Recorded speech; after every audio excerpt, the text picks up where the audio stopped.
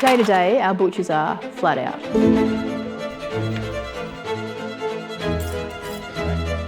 Butchers does heaps. There's not enough hours in the day to pump out the work that we need to. It can be from mincing to crumbing to cutting to presenting. We serve customers, we're making sausages.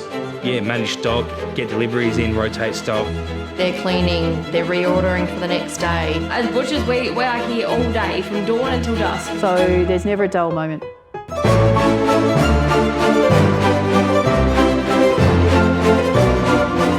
Cutting steaks, we are breaking beef, we're breaking lambs, we're making schnitzels, we're serving customers. One of the pork chops, easy as mate. All with a smile.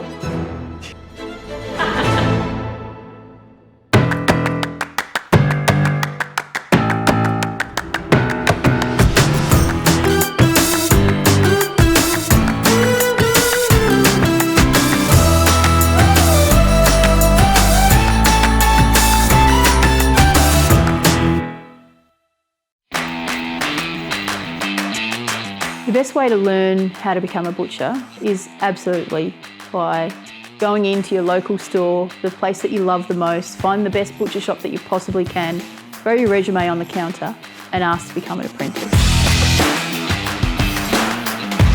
These days, apprentices, they've got great mentors in the workplace already, but I think they're getting great backup from the different TAFE and other trade assistants that they have out there to put them through their 3 years of training. It's so valuable to have an apprentice in store. You start with a person who has no idea about the industry and you can teach them everything there is to know. To me, the value in having an apprentice is that we're future-proofing ourselves. It's essential to have an apprentice. They're our future. It's nice to know that you're passing on the legacy to the next butcher. We need the craft of butchering to keep going in the generations to come. It's not just about having someone to unpack boxes and do all the grunt work. It's about making sure that when I'm ready to step away from this company, I know that I've built a family full of people that are ready to step in. In apprenticeship, you're picking up all skills, everything. Anything from identifying different species of meat right up to your customer service, how to cook it, where the different cuts are on the animal and how to take them out and how to best utilise them depending on the customer's needs. Breaking down the animal right through to making the end product and serving the customer. You can do pre-vok courses or like an introduction to the meat industry, so you can get a bit of a taste as to what you could be in for if you decide to go into the meat industry. Fantastic way just to get some nice basic knife skills. It also looks really good on a resume. So when an employer is looking for someone to be an apprentice, someone that already shows interest in the meat industry is a fantastic place to start. The apprenticeship sets you up that you can go into any shop and be like a good butcher in any shop. Go back 10 years ago when I started, I didn't know that there was more than one type of steak. So yes, there is a lot to learn in this industry, but if you're dedicated to it, you can definitely pick it up. You're mainly working with butchers that are older than you. They've gone through what you've already gone through. So it's really important to have on-the-job training. That way you can watch the butcher next to you, you can have hands-on experience yourself, but you are surrounded by the skill all day. The best way to learn is just doing it alongside them. You can watch and you can do everything, but I think picking up a knife and having a piece with them next to them is the best way, because you can go, oh, am I going the right way? You bring it right in hard on those ribs. If you're learning next to someone, you take a lot more in because you know you're doing it the right way. Oh, you don't want it in half, okay. Don't butcher it. All right, sorry, I thought I was breaking it down. I'm Sarah and I am in my first year as an apprentice butcher. I started off as a packer in an abattoir and I always looked at the butchers and was like, oh my God, that's so cool, I want to be like that. I just think it's really cool how they can turn, a whole body into like so many different beautiful things that just look so nice. And I just thought, well, why not? Why can't I give it a go? So I did.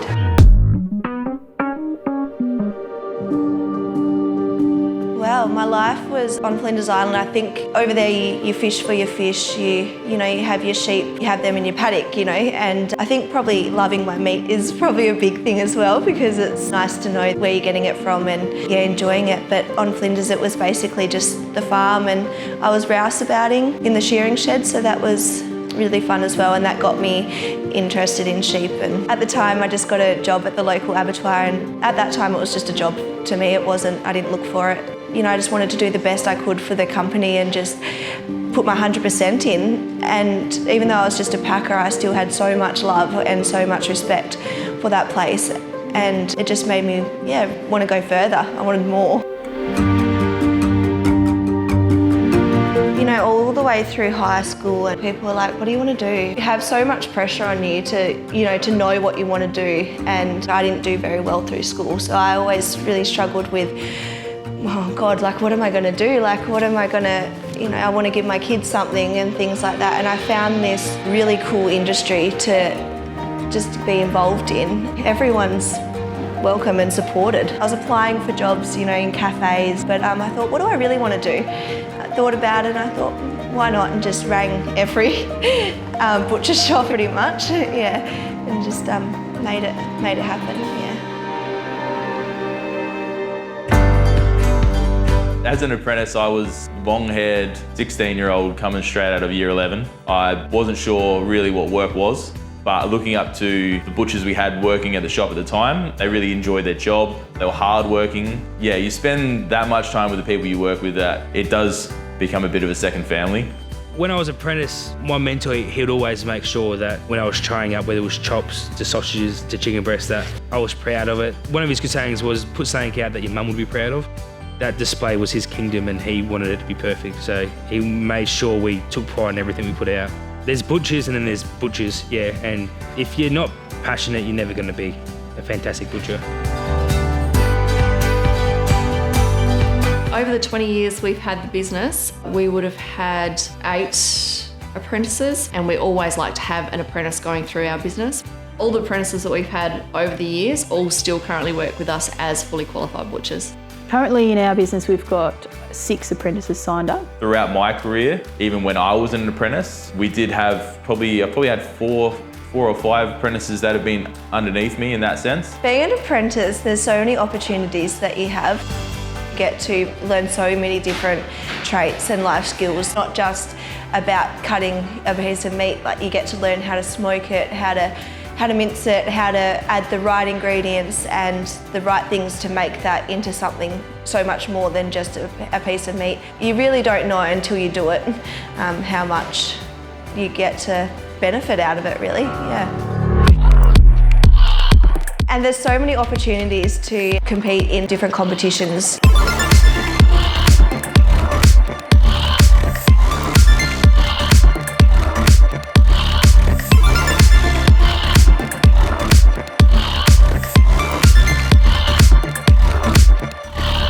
There's a lot of opportunities for competitions and awards through AMIC. You've got your sausage making and your burger making, you've got Apprentice of the Year, and all of those little things mean so much because you're not just working so hard for nothing, like you're getting so much out of it. Apprentice of the Year, which is a national competition. Each state has sends their apprentice to compete, then the best apprentice from each state then goes on to the national competitions.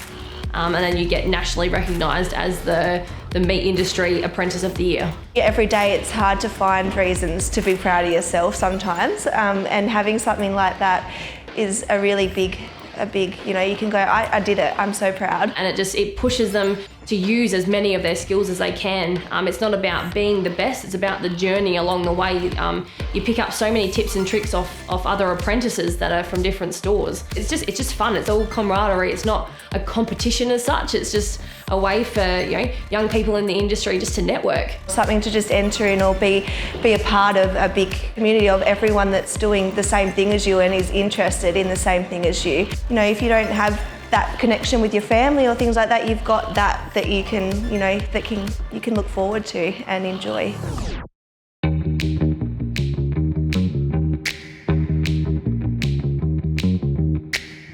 Butchers do a whole lot more than just cut and chop.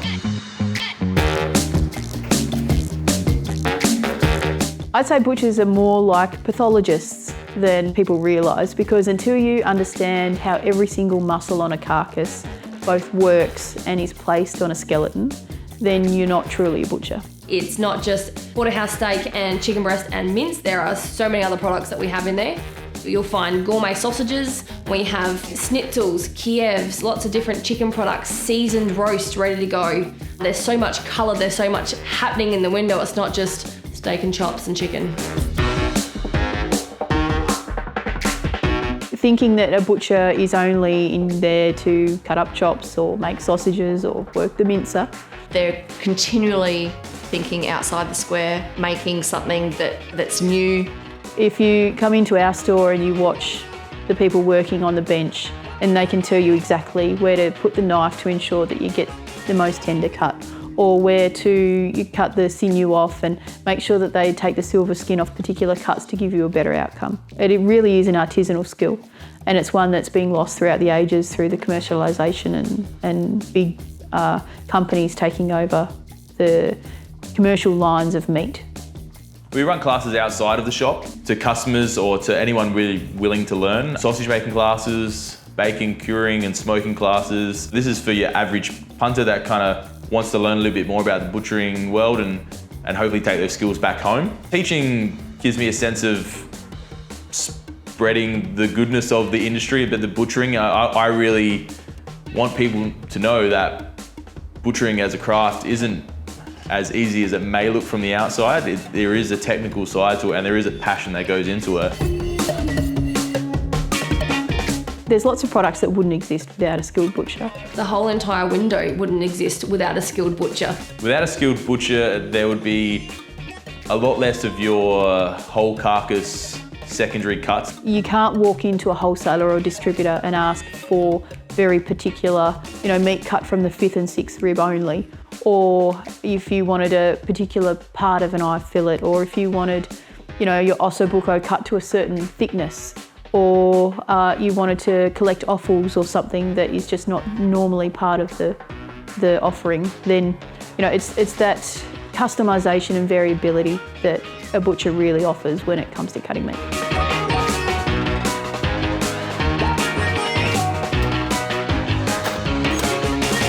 So yeah, thank you. I'm Carly and I'm owner-operator of Bruce's Meat at St Agnes. One there, that's a 1.9. All South Australian female pork. Try that out, see what you think. Before I found the world of butchery, I was actually a hairdresser. So once I decided that hairdressing wasn't for me, Dad decided to give me a couple of shifts in the butcher shop, and everyone didn't think I'd last a week, but here I am 10 years later, still going. This is like for the bloopers. So after doing a few shifts with Dad in the shop, I worked out that I could still talk all day like I could in hairdressing, which is, quite easy for me. But I was learning a lot about food and how to cook things, and you look at this display and just go, oh my goodness, what do you do with this? Like back then, I struggled to cook spaghetti bolognese. Cook it, cure it, eat it ourselves, so. So yeah, understanding that there was more than one type of steak and how best to cook, all these different cuts of meat was just like, wow.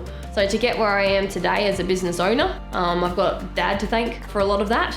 So Dad's been a butcher since he was about 15. He's always been very business-minded, business-driven. I've got the same drive and the same passion for the same things as what he does in the meat industry. It was in my genes. Maybe I was born with it. I get so many customers come in and just have no idea what they want to do, but just by asking the right questions, we come to a conclusion of what they're going to cook for tea. How many people have you got to feed? I've got a recipe for pretty well anything that's in the window, depending on what flavours you like. Like there's nothing more that I love than having a customer come back and just go, oh my gosh, Carly, those beef ribs that you sold me were amazing. I put them in the slow cooker and I did this, that and the other, and oh my gosh, everyone loved it. Like that's just, it's why I get up in the morning. Don't look at the camera, idiot. One thing that you'll find in a butcher shop is our own homemade bacon.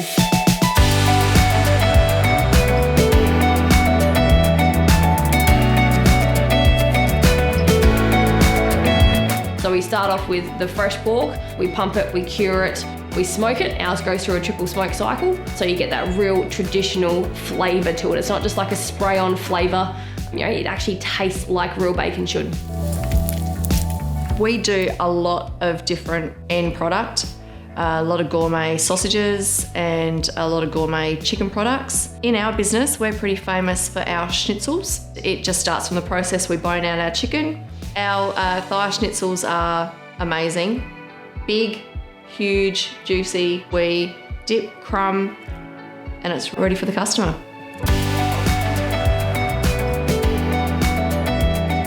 Well, so we make all our own sausages in store. We use all trim produced from the beef we break up and the lambs we break up and the pork we break up. We don't try to overcomplicate it. We just keep it simple, stupid. We mince it once through a 5 ml plate. Then we mix in all our dry ingredients and add ice water to it. Then mince it again. And then we pump them through a sausage filler into natural skins or collagen skins. Tie them up. Start with a good product. Just let the meat do the talking. At our shop, we do a lot of dry aged beef. Starts with whole carcass butchery. We hand select the cuts that go into the dry aged fridge, humidity controlled and temperature controlled fridge. It creates a dry air that forms a crust around the primals. And this just enhances flavourness and enhances tenderness. So if you were to relate it to, say, matured cheese, the longer you age your cheese, the cheesier it becomes. The longer you age beef, the more beefier it becomes. It's a skill, but it's a forgotten skill. We don't want to lose that because that's what butchers used to do. As butchers, we use so many different skills to take, that pig or that cow that's sitting out there in the paddock nibbling away on its grass, to get it to the plate, into the window.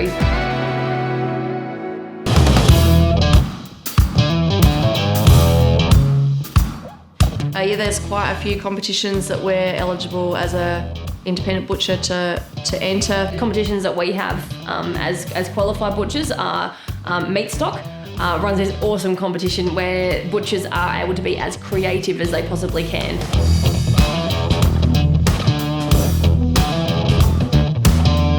Best burger, best sausage, we've entered numerous ones over the years. Having those competitions as an industry is important because you're not just competing with someone, to win a medal. I think it's more you get so many ideas off other people and you can just take in so much. And I think every little bit of knowledge and advice, it's only going to benefit you. You can never have too much.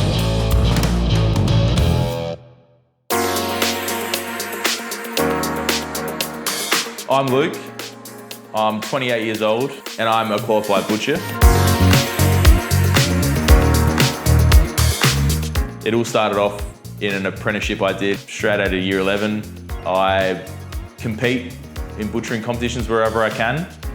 I'm currently in the Australian Steelers, which is the national butchering team, made up of 6 butchers from around Australia. We get together, we train, we trade ideas, we work as a team to construct an amazing display of meat and hopefully win the world title.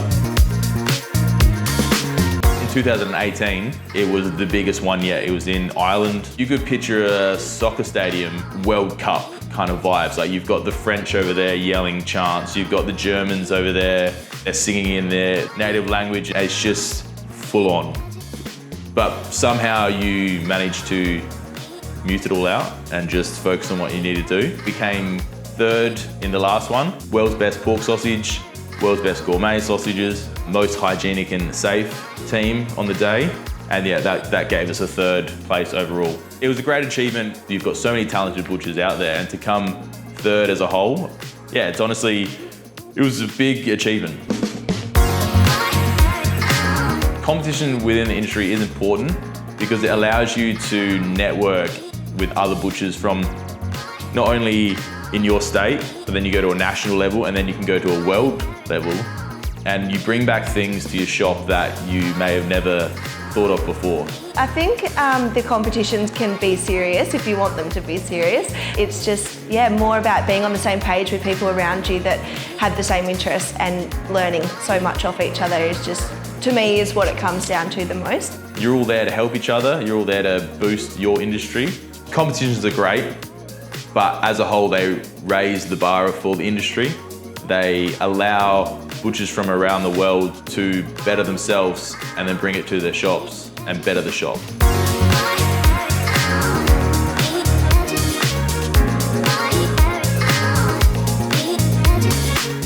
Butchering competitions are really good to not only get yourself out of the four corners of your shop, but butchers are always moving forward.